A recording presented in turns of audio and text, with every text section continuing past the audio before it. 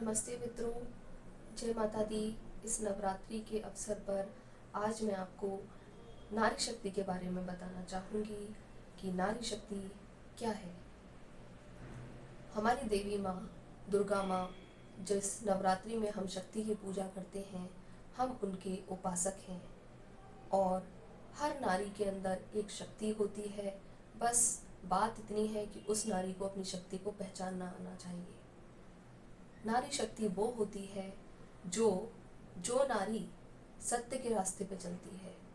जब वो सत्य के रास्ते पे चलती है, उस सत्य के रास्ते पे उसे अनेकों कठिनाइयों का सामना करना पड़ता है। जब वो अनेकों कठिनाइयों का सामना करती है, तब उसके अंदर स्वयं ही ईश्वर एक शक्ति प्रदान करता है।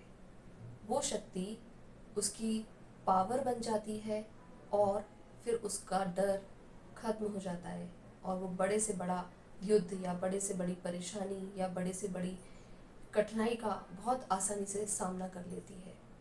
ऐसे ही हमारे इतिहास में, हमारे सतयुग में माँ सीता रही हैं, जिन्होंने बहुत कठिनाइयों का सामना किया और सत्य का मार्ग नहीं छोड़ा। जब उन्होंने सत्य का मार्ग नहीं छोड़ा तो उनके अंदर एक शक्ति का निर्माण हुआ, इसलिए हमारी देवी माँ शक्ति कही जाती है।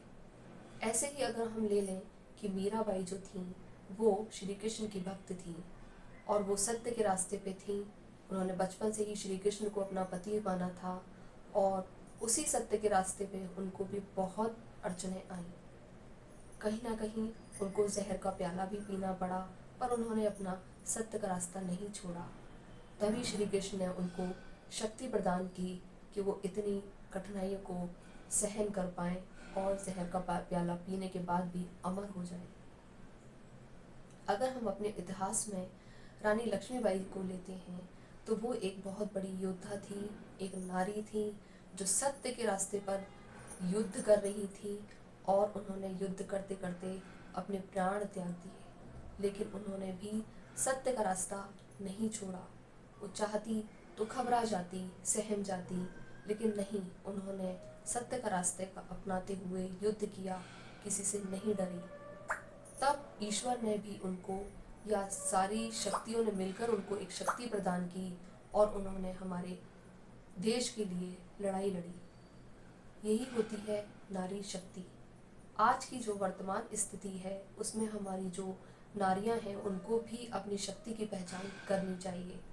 उनको देखना चाहिए कि वो सत्य के रास्ते पर हैं और सत्य के रास्ते पर हैं तो उनको घबराना नहीं है। उन्हें ईश्वर से प्रार्थना करनी है, उन देवियों से प्रार्थना करनी है जो शक्ति के नाम से आज भी जानी जाती हैं। वही स्त्रियाँ, वही देवी माँ हमें शक्ति प्रदान करेंगी जब हम लोग भी सत्य का रास्ता अपनाएंगे। और किसी भी स्त्री को अपने आप को कमज़ोर नहीं समझना चाहिए। यही नारी शक्ति है। इसलिए इस नवरात्रि के पर्व पर मैं आप सब लोगों से ये कहना चाहूँगी कि हम इस नवरात्रि में ये संकल्प लें कि हम एक सत्य का मार्ग चुनेंगे और उस सत्य के मार्ग से कभी घबराएंगे नहीं, उसका सामना करेंगे। ईश्वर हमको शक्ति प्रदान करेगा और हम भी एक नारी शक्ति का ही रूप हैं, बस उसे हमें कायम रखना है। इसी बात को ध्यान में रखते हुए हमें अपना सत्य का मार्ग चुनना है और उस पर चलना है। देवी माँ का आशीर्वाद आप सभी पे बना रहे। धन्यवाद।